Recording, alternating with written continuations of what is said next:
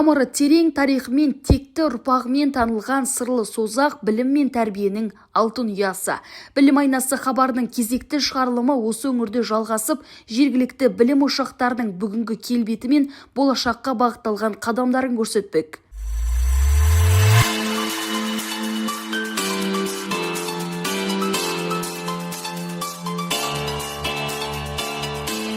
Оданда бүгінде 35 білім ошағы жұмыс істейді, онда 2000-нан аса ұстаз жас ұрпаққа білім беріп келеді. Ең таңғаларлығы, мұнда бірде-бір жеке мектеп жоқ. Соған қарамастан мемлекеттік білім беру ұйымдарының сапасы жоғары, апаттық жағдайда тұрған мектептер жоқтың қасы. Созақ ауданында 35 мектеп бар. 35 мектепте 2352 мұғалім жұмыс жасайды. Оның 579-ы педагог модератор, 379 педагог сарапшы, 618 педагог зерттеуші, 18 шебер жұмыс жасайды. Жалпы 2024-25 оқу жылында тиісті жоспарланған педагогтардың барлығы біліктілік санаттарын арттыру үшін жаңағы өрлеу біліктілік орталығынан курстан өткен.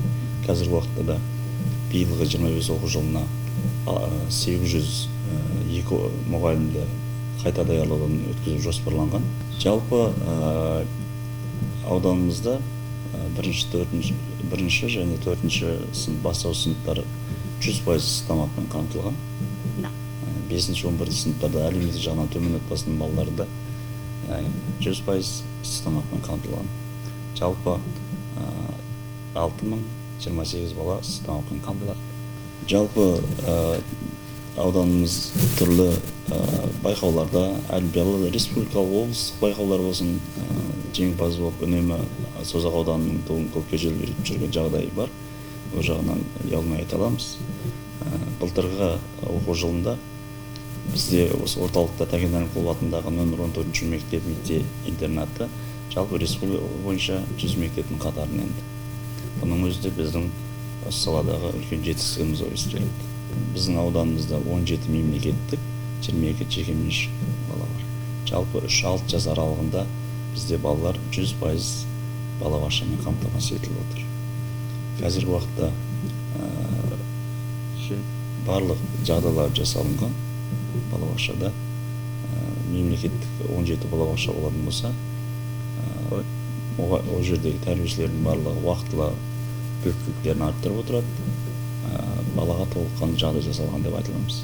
Осы білесіздер, өткен оқу жылында сәуір айында 4-ші тоқсаннан бастап бізде жайлы мектеп, қазір келешек мектеп деп айтамыз, келешек мектеп пайдалануға берілді. Соның есебінен бізде бір апатты жағдайдағы мектебіміз, екінші 3 ауысымдағы мектеп былайша айтқанда жойылды. Сонымен қазіргі біздің ауданымызда 3 ауысымды мектеп жоқ, апатты жағдайдағы мектептер жоқ бізде.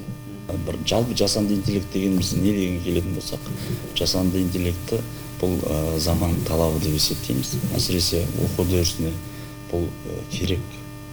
Дегенмен әрбір жақсы жаңалықтың екі жағы бар, ұмытпауымыз керек.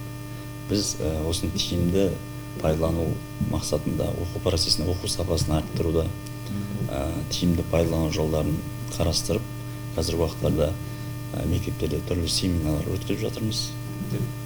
Мұғалімдерімізді тұрақты курсқа да жіберіп жатырмыз. Өзімізде күнделікті әдістемелік кабинет арқылы мектептердің осы былайша айтқанда жүйді меңгеруін, толыққанды оны пайдалануын біз жолға қойып жатырмыз деп айта аламыз.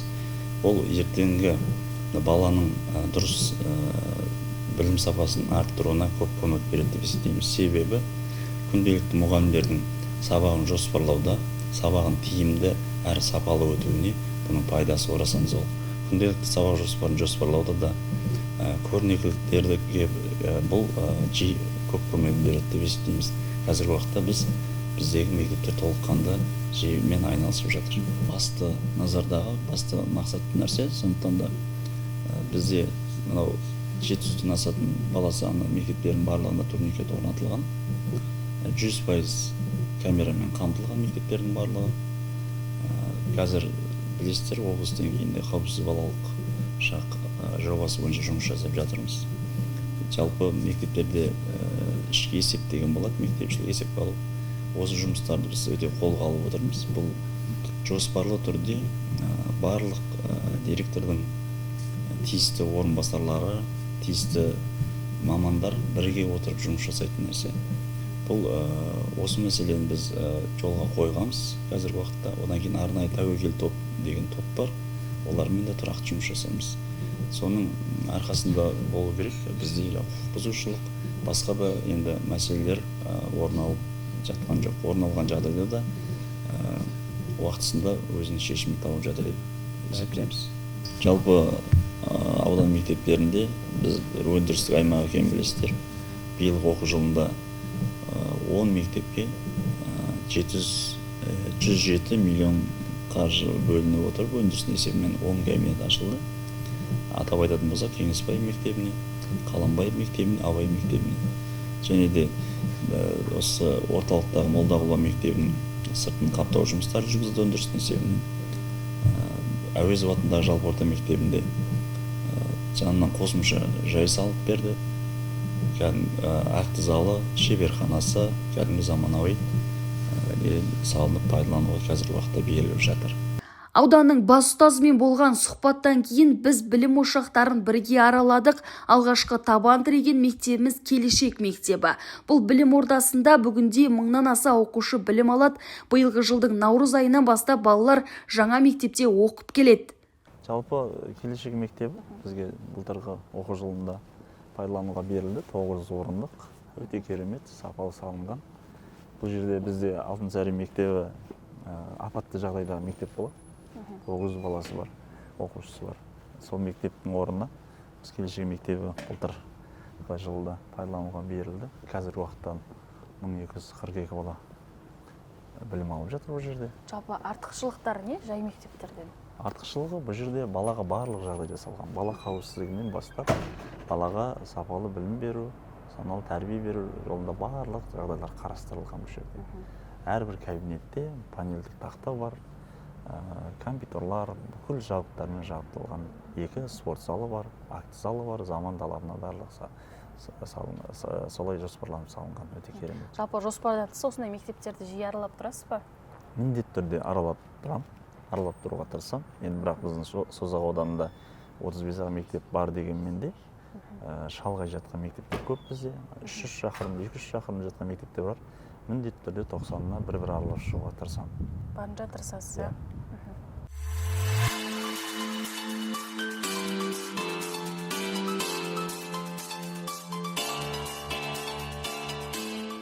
Жалпы білім беретін мектеп 62 жылдан бастап пайдалануға берген мектеп.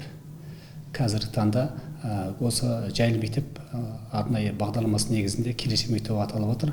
Сондықтан 62 жылдан бері осы мектеп өзінің қаншама шәкірттер білім алып тәрбиеленіп шығуда. Қазіргі таңда 25 жылдың 3-ші наурызынан бастап қолданысқа берді осы Келешек мектебі. Қазіргі таңда 1300 бала білім алып тәрбиеленуде. Оның ішінде Алтынсарин мектебі 9 орынға арналып салынған мектеп. Бұндағы 544 оқушы ыстық тамақпен қамтамасыз етілген. Алтынсарин атындағы жалпы мектепте 125 мұғалім дәріс беріп білім беруде. Оның ішінде жоғары категориялы шебер мұғалімдеріміз 10 шебер мұғалім бар, және зерттеуші мұғалімдеріміз бар, және модератор зерттеуші мұғалімдеріміз жұмыс істеп білім алуда. Жыл сайын 3 жыл сайын білімін арттырып, білімін жетілдіруде. Мектебімізде ыстық тамақпен 544 оқушы ыстық тамақпен қамтамасыз етілген. Жалпы жетістіктерге келетін болсақ, осы оқушыларымыздың шығармашылық қабілетін арттыру мақсатында оқушыларымыз ғылыми жобаларға, олимпиадаларға, республикалық, облыстық олимпиадаларға қатысып отыр. Қазіргі таңда оқушыларымыз биылғы оқу жылында да оқушыларымыз жетістік істеп, қазіргі таңда аудандық олимпиадалардың жеңімпазы болып, республикаға жолдама алып отыр. Бұл жерде ататын болсақ, Гүлсезім дейтін қызымыз осы гуманитарлық пәндер бойынша олимпиаданың облыстық кезеңіне жолдама алып, қазір республикаға дайындық үстінде. Келешек мектептері заманауи кабинеттермен толық жабдықталған. Қазір барлық мұғалімдерге, оқушыларға толық білім алып, білім беруге толық дайын. Сондықтан да қазіргі таңда оқушыларымыз ғылыми заманауи STEM кабинеттері, робототехника кабинеттері, арнайы дефектология кабинеттері осы кабинеттер толық жабдықталған. Қазір мұғалімдердің жасанды интеллектін арттыру, жасанды интеллектіге көшу мақсатында арнайы мұғалімдеріміз арнайы курстардан өтіп кеп, қазір информатика пәні бойынша арнайы жасанды интеллектіні тиімді пайдалану жолдарын қарастыруда. Арнайы мектепте, осы келешек мектептердің арнайы турникеттері, СОС бағдарламасы, 120-дан астам камерамыз қамтамасыз етілген, оқушылардың қауіпсіздігі толық сақталған. Бұл мектептің іргетасы 1962 жылы қаланған, тарихы терең білім ошағы бүгінде заманауи сапалары жайлы мектептің ғимаратында шәкірт тәрбиеленіп отыр. Ғасырға жуықтаған шежіресі бар бұл мектептің ұстаздары да тәжірибелі әрі білікті. Солардың бірі 30 жылдан астам еңбек өтілі бар Сәрсенбек Көлшікбаев. Ол оқушыларға сурет салу пәнінен сабақ береді. Әрбір туындысы тіл қатқандай әсер қалдыратын дарынды ұстаздың айтуынша, алдағы көктемде зейнет жасына шығады екен. Саналы ғұмырында білім берген шәкірттері бүгінде ұстаздың жолын жалғап, ізін басқан. Педагогикалық еңбек өтілім 32 жыл болып тұр. Ақпан, наурызда өзім пенсияға кетемін. Пенсия жасыма қазір келіп отырмын. Жетістіктерім Карина бала Буркина деген бар. Карина деген тағы бір орыс қызымыз болды осы жерде. Өтей Нұрғалым деген ғылыми жобадан республика байқаудың бірінші орны, шаңғы жасаудан республика байқаудың бірінші орны жеңімпаздары. Өзімнің шәкірттерім бар. Қастеев атындағы колледжді бітірген, қазір осы жұмыстармен айналысып жатқан шәкірттерім біраз бар. Енді жетістіктерім қазіргі уақытта өзіме жетеді. Өзіңіздің жолыңызда болған шәкірттер бар, иә? Бар. Жаңа айтып отырмын ғой, Еркебұланды. Еркебұланды қазір өзім жолымды қуып келе жатыр. Шабыт, мен негізінде сурет пәнін бітірген жоқпын, еңбек пәнін бітірдім, бірақ негізі өзімнің тума талантым суреттен басталған басында.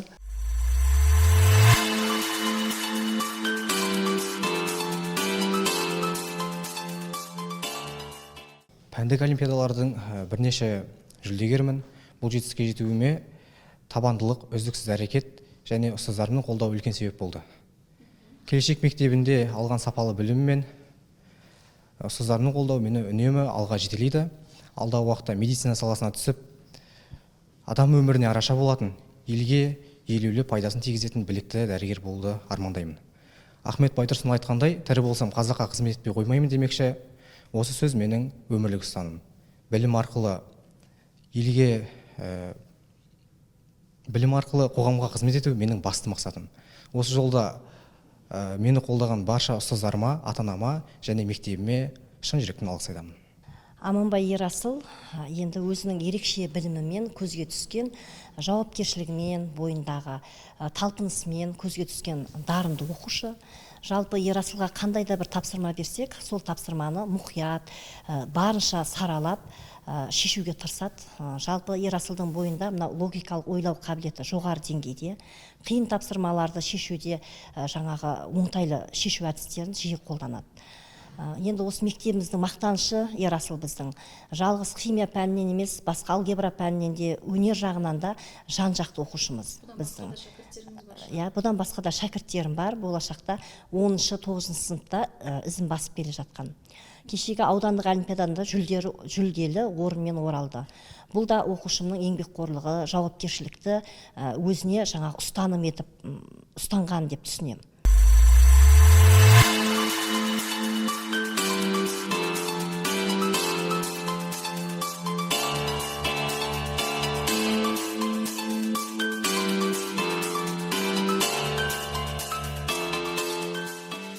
Келесі кезекті ауданға қарасты Әлімқұлов мектебіне ат басын бұрдық. Білім ошағының негізі 1970 жылы қаланған. Мектепте үздік шәкірттер көп, солардың жетістігінің нақты нәтижесімен дәлелденіп келеді. Соның арқасында былтырғы оқу жылында Әлімқұлов мектебі республикадағы үздік 100 мектептің қатарына енді. Айта кетейік, бұл тізімге Түркістан облысынан бар болғаны 5 мектеп қана іліккен. Солардың бірі осы білім ордасы.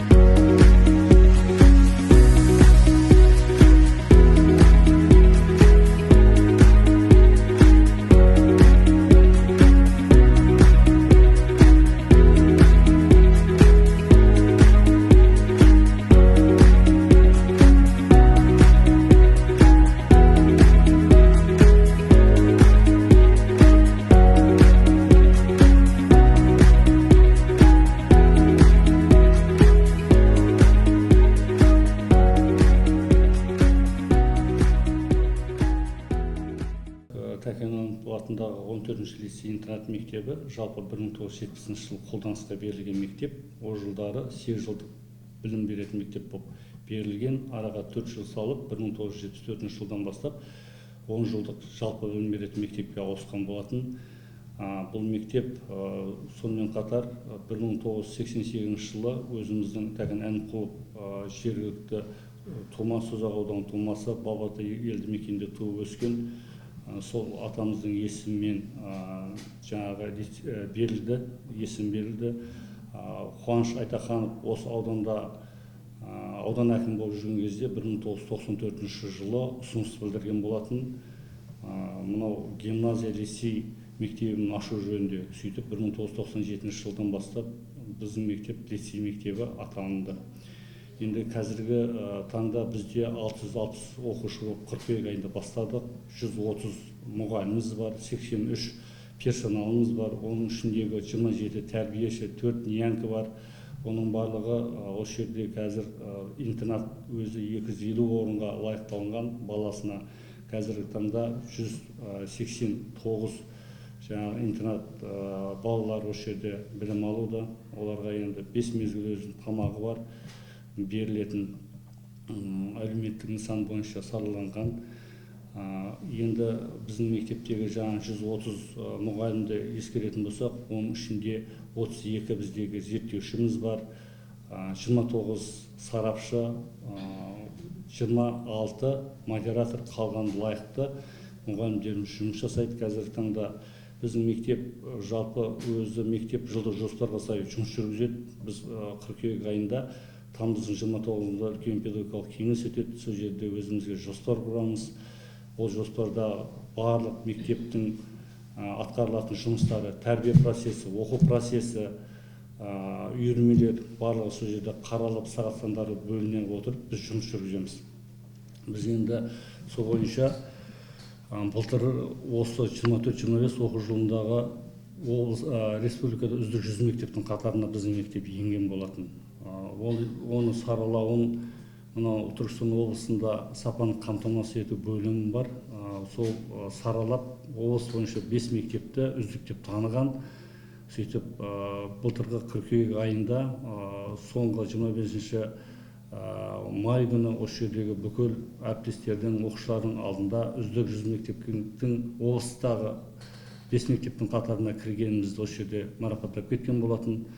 Сонымен тамыз айында қайтадан саралау, сол облыстағы 5 мектептің арасындағы саралау жүріп, біздің мектепті қайтадан танып, 20 өлшемшарт бойынша бұл жерде сараланды.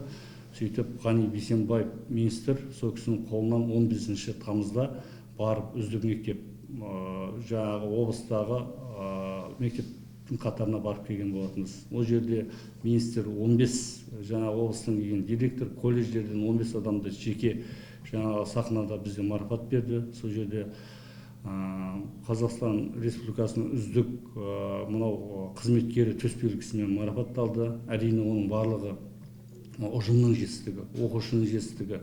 Біздегі әрбір оқушы түрлі іс-шараларды, байқауларда барған кезде орын алмай қайтпайды. Мұғалімдеріміз де сондай. Бұл жерде олимпиадалар бар, ғылыми жобалар жарыстары бар. Мысалы, кеше ғана осы көрші Молдағұлова мектебінде аудандық кезеңдегі олимпиада жаралыстану бағытындағы 4 пәннен біздің 14 оқушымыз барды. Соның 11-і жетістікпен келіп отыр. 4-еуі бірінші орын, 4-еуі екінші орын, 3-еуі үшінші орынмен келіп жатыр. Яғни жаралыстану бағытының өзінде облысқа қазір 4 біздің оқушымыз облыс кезеңге өтіп жатыр. Енді бүгін гуманитарлық бағытта да барып жатыр. Жалпы машықтанған бұл жердегі мұғалімдердің барлығы. Енді мына 3 жылғы алтын белгіге сараласақ, жалпы 69 оқушы 2022-23 69 оқушы бітірсе, соның 11-і алтынға бітірген, 4-еуі үздікке бітірген.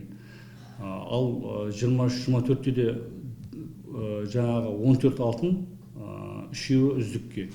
Ал былтырғы оқу жылында 13 алтынға бітірді, 5-еуі үздікке бітірді. Сол оқушылардың 90% жоғары оқу орнына түсіп кетті. 69 оқушы бітірген болатын, бұның 65-і жоғары оқу орнына грантқа және ақылға түсті. 4-еуі еңбекпен орналасқан болатын. Ал енді биылғы біздің жаңағы сол үміттеніп отқан тағы да алтынға 10 оқушымыз бар, үздік 7 бар. Ол әлі жыл көлемінде сараланады. Мен өзім былтыр осы мектепке келгеннен кейін жылдың үздік оқушысы деген атақ беруді ұсыныс жасаған болатын. Ондағы мақсатым 1-ші класстан бастап бізде 39 сынып комплексті қазір жұмыс жасайды. Яғни 39 оқушы әр сыныптан ол оқудан да, байқаудан да, олимпиадан да түрлі сала бойынша ұтып шыққан оқушы ұсыныс арқылы сынып жетекшінің солай жылдың үздік оқушысы деп сондай атақты былтыр бастадық. Келген кезде сөйтіп рәсіммен көпшіліктің алдында бердік. Енді ұстанымыз биыл да сол жалғасын тауып, яғни 5-ші класстағы оқушы 11-ші классқа дейін сол статусын ұстап 7 жыл үздік сол сыныптікі болатын болса, енді осы да қаржыға келіп тіреледі. Өзіміздің ниетіміз стипендия деген сияқты, өйткені бухгалтерия орталықтандырылған, бізде спонсорлар таба отырып, осындай жоспарларымыз бар. Тамаққа ол мектепте қазір бізде 121 бала, 1 мен 4-тің арасында 121 бала ыстық тамақпен қамтамасыз етіледі. Ал енді интернат оқушылардікі 179 оқушы бөлек. Ыстық тамақ жаңағы 1 мен 4-ші сынып тегін, олар 2 мезгіл ыстық тамақ ішеді. Ал енді интернат оқушылары 2 мезгіл тамағы, 3 мезгіл 12 бар, 5 мезгіл тамақ ішеді. Әр мектептің өзіндік ерекшелігі бар, ал бұл білім ошағында ең алдымен көзге түсетін қабырғаға ілінген фотосуреттер, онда мектеп тарихында қызмет еткен ұстаздар мен директорлар, сондай-ақ қазіргі еңбек етіп жүрген қызметкерлердің бейнелері топтастырылған. Сонымен қатар жыл сайынғы үздік алтын белгі иелері бөлек-бөлек жылдар бойынша орналастырылған. Мұндағы басты мақсат шәкірттерге үлгі көрсету, жетістікке жетелейтін жолда айқындау дейді мектеп басшысы.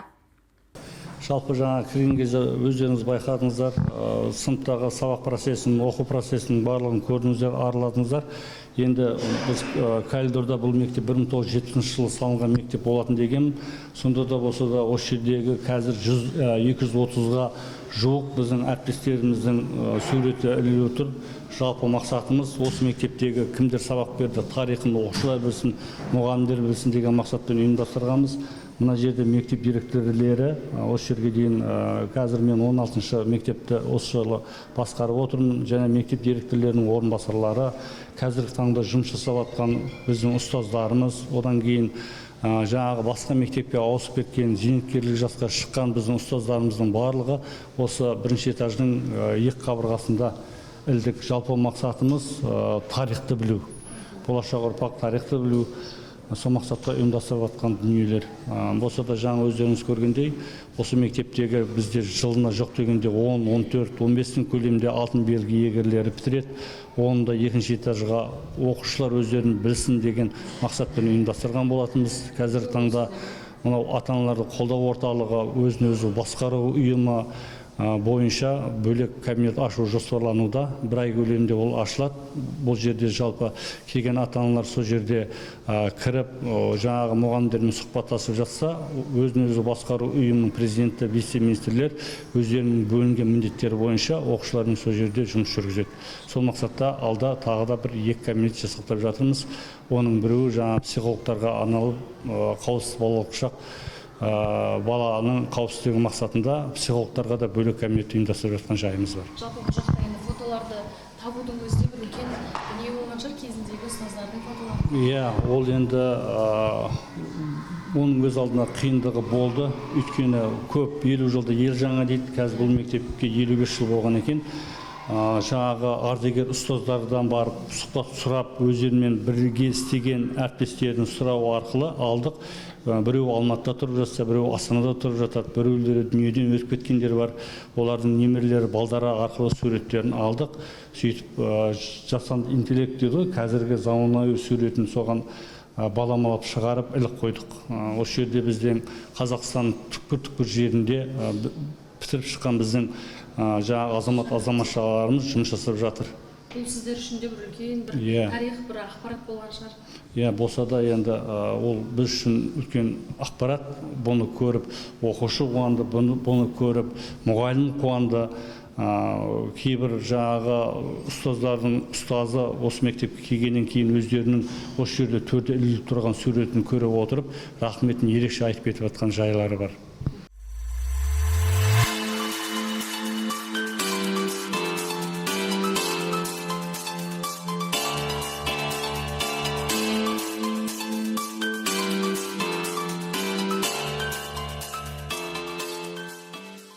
Кезекті табан тіреген білім ошағымыз Сүлейменов мектебі аудандағы қай мектепке барсаң да жаңа шылдықтың айқын көрініс табатындығы байқалады. Оқушы саны көп болмаса да сапалы біліммен ерекшеленіп отырған бұл мектептің жетістігі назар аудартты. Аталған білім ордасы Қазақстан халқы қорына қолдауымен жасақталған, заманауи талаптарға сай жабдықталған мектеп. Түркістан облысының Созақ ауданының білім бөлімінің Асқар Сүлейменов атындағы жалпы білім беретін мектеп. Бұл мектепте қазіргі кезде 99 педагог жұмыс атқарып жатыр. Мектептің контингентіне келетін болсақ, оқушыларымыз 730 құрап отыр қазіргі таңда. Ыстық тамақ ішетін оқушылардың саны 298, оның ішінде әлеуметтік осал топтар бар және бірінші төртінші сыныптың оқушылары бар. Қазіргі кезде педагогтарымыздың жалпы біліктілігіне сәйкес айтатын болсақ, қазіргі кезде 12 зерттеуші педагогтарымыз бар, 25 сарапшымыз бар, педагог сарапшы және 30 модератор мұғалімдеріміз дәріс беруде. Сонымен қатар мектептің тарихына тоқталатын болсақ, мектеп Асқар Сүлейменов атындағы жалпы білім беретін мектеп, ол сыншы драматург Асқар Сүлейменовтің атымен аталады. Қазіргі кезде 2011 жылы мектебіміз Катко қазақ-француз біріккен кәсіпорынның демеулігімен салынған. Ол кезде 198 балаға лайықтап салынған болатын. Бала саны көбеюіне байланысты қосымша ғимарат, яғни Б корпусы салынды. Ол 300 балаға лайықтап салынған ғимарат болып есептелінеді. Қазіргі кезде біздің мектебіміздегі бір айта кететін жаңалық деп айтуға болады. Осы 2 жылдан бері біз осы бағытта жұмыс жасап жатырмыз. Себебі бізді Қазақстан халқына қорының есебінен ауылдық жерлердегі тірек мектептерінің әлеуетін көтеру жобасына енгенбіз. Сол бағытта бізді материалдық техникалық базамызды нығайтты. Қазіргі кезде мектебімізде интеллектум кабинеті, STEM, робототехника, олдар қыздар шеберханасы және телестудия, арт-студия жұмыс жасап жатыр қазіргі кезде. Жалпы ол оқушылардың дамуына өзінің үлесі зор тигізіп жатыр деп айтуға болады. Сонымен қатар Қазақстан халқына қорының есебінен бізде жаратылыстану бағыты бойынша пән кабинеттері 100% жабдықталды деуге болады. Оның ішінде химия, биология, физика, география және информатика кабинеттері толық лабораториялық жұмыстармен жүргізуге толық мүмкіндік беретіндей 100% деңгейде жабдықталды қазіргі кезде. Ол да болса балалардың жалпы жан-жақты теория мен практиканы ұштастырып, тәжірибе жасау бағыты бойынша үлкен деңгейге жетіп жатқан жағдайлары бар. Балаларымыздың жетістіктері, мұғалімдеріміздің жетістіктері бар. Сонымен қатар оқушыларымыздың жетістіктеріне тоқталсақ, оқушыларымыз аудандық, облыстық, республикалық сайыстарда, байқауларда көптеген жетістіктерге жетіп жатыр. Орын алып келіп жатқан жағдайлары бар. Әрине біз онымен мақтанамыз. Сонымен қатар ұстаздарымыз да ғылыми конференцияларда баяндама жасап, жоба оқып, жұмыс жасап жатқан жағдайлары бар. Республика көлемінде көрініп жатқан ұстаздарымыз бар. Сонымен қатар біз осы жобаның аясында Назарбаев зияткерлік мектебі және педагогикалық шеберлік орталығымен бірлесіп жұмыс жасап жатырмыз. Яғни теорияны практика жүзінде ұштастырып, екі жақты тәжірибе алмасып деген сияқты сондай бағытта жұмыс жасап жатқан жағдайымыз бар. Жалпы ол жақта біздің мұғалімдеріміз, әсіресе жаратылыстану бағыты бойынша мұғалімдеріміз барып, ол жақтың сабағына қатысып, өздері сол жақта оқушыларға өздері дәріс беріп деген сияқты сондай тәжірибе алмасып жатырмыз. Оған қоса біздегі келген оборудованияларымыз бар. Сол заттарды біз қалай пайдалану керек екенін, қалай жүзеге асыру керек, оқушыға қандай лабораториялық жұмыс кезінде жұмыс жасау керек деген сияқты сұрақтарды да сол жақта тәжірибе барысында көзім жеткізіп жатырмыз, сол жақта жұмыс жасап жатырмыз. Жасанды интеллект бойынша жоғарыда айтып өткендей, бізде робототехника, STEM кабинеті жұмыс жасайды, екеуі бір дәрісханада орналасқан. Бізде ол бойынша қосымша білім беру педагогы қарастырылған, арнайы бірлік беріліп, сол бағытта былтыр ғана облыстық деңгейде біздің мұғаліміміздің оқушылары, дайындаған оқушылары жетістікке жетіп келді. Бұл енді бастамасы деп ойлаймын. Жалпы бізде қазіргі кезде жасанды интеллект бойынша біршама сабақтар өту барысында да біз осы жасанды интеллект бағытында көптеген ашық сабақ болсын, кәдімгі қарапайым сабақ болсын, барлық сабақтарда осы жиді пайдалануға жұмыс жасап жатырмыз. Оны қысқа мерзім жоспарымызға енгізу арқылы әрбір мұғалімнің жоспарына танысып біз біліп отқан жағдайымыз бар. Қазіргі кезде сол бағытта жұмыстар жасап жатырмыз. Сонымен қатар жобаның аясында бізді жоғарыда айтқандай Назарбаев зияткерлік мектебі бізді тәжірибеден өткізіп жатса, бізді магниттік мектептер, яғни серіктес мектептер бекітілген бізге. 6 шағын жинақты мектеппен жұмыс жасап жатырмыз қазіргі кезде. Біз олардың барлығын негізгі пән мұғалімдерін шақыру арқылы оларға өзіміздің сабақтарды көрсетеміз. Сабақтардың барысында сол негізгі басым бағыты жасанды интеллектке назар аударып отырмыз. Сондықтан сол бағытта да жұмыс жасап отқан жағдайымыз бар. Одан кейін біздің жоспарымыз бар. Жалпы серіктес мектептермен жүргізілетін жұмыстардың жоспары. Онда серіктес мектептердің олар бізге келіп тәжірибеден өтіп жатса, біздің мұғалімдер бар, сол жаққа барып өздерінің таныс емес оқушыларға, сол мектептің оқушыларымен сабақ өткізетін болады алдағы уақытта. Қазіргі кезде 47 баламыз бітіргелі отыр алдағы уақытта. Ол енді жалпы барлығы ұбт-ға 100% қатысады деп отырмыз, жоспарлап отырмыз. Жалпы дайындық жұмыстары жүргізіліп жатыр. Енді оқушылардың жалпы сабақтан тыс уақытта да өздері қосымша электронды нұсқада да дайындалатын кездер болады. Барлығын біз ай сайын сараптама жасап отырамыз. Енді алдағы уақытта ақылы негізде тапсыру күтіліп отыр. Сол кезде жалпы оқушылардың ұбт-ға дайындығының жобасын анықтаймыз ба деп отырмыз. Тағы да айта кететін нәрсе, біз осы Созақ ауданы бойынша Кива мектебіміз, яғни қауіпсіз мектеп. Қауіпсіз мектеп бойынша біздің мұғалімдеріміз курстар оқып келді. Түркістан қаласына барып, енді қазіргі кезде жалпы біздің 10 сыныбымыз осы Кива мектебі бойынша жұмыс жасап жатыр. Ұстаздарымыз курстан өткен. Сертификатталған, яғни. Қазіргі кезде бізде мектебімізде 36 бақылау камералары жұмыс жасап тұр.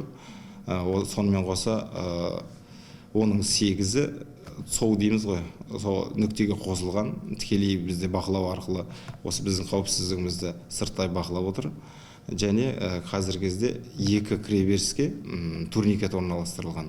Ол да әр оқушылардың күнделікті оқу сабаққа келу және кету бағытында соны біз сараптап отырған жағдайымыз бар.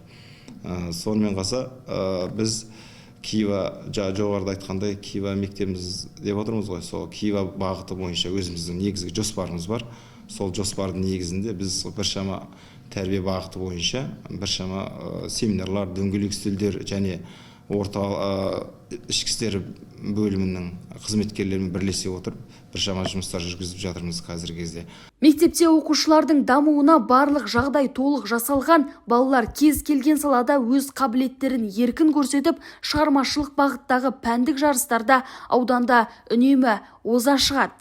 Мен алдыңғы айда Қарағыр ауданына барып, олимпиададан 2-ші орын иелендім. Менің таңдау пәнім география.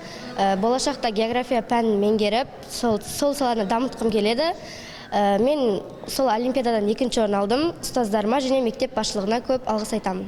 Мен информатика пәні бойынша аудандық, облыстық ғылыми жобалар мен пәндік олимпиадалардың жүлдегерімін. Сонымен қатар Ильяс оқулары және Абай оқуларының аудандық, облыстық жүлдегерлерімін. Осы пайдаланып мектеп ұжымына және ұстаздарыма, ата-анама үлкен алғыс айтамын. Ғылыми жобаларға бір жылдан астам уақыт дайындалдым, ал олимпиадаларға 7-ші сыныптан бастап дайындықтамын. Сонымен қатар таңдау мамандығым физика-математика, болашақта физика пән мұғалімі болғым келеді.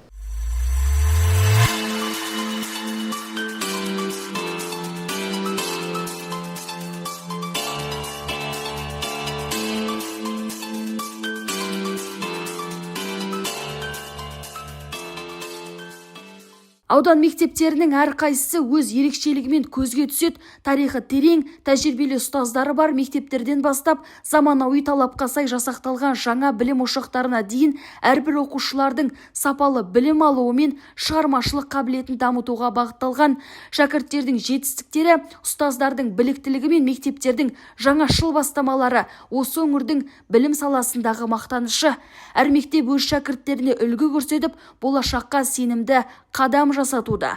Барлық аудан мектептеріне, оқушыларға шығармашылық табыс, білім жолына сәттілік тіледік.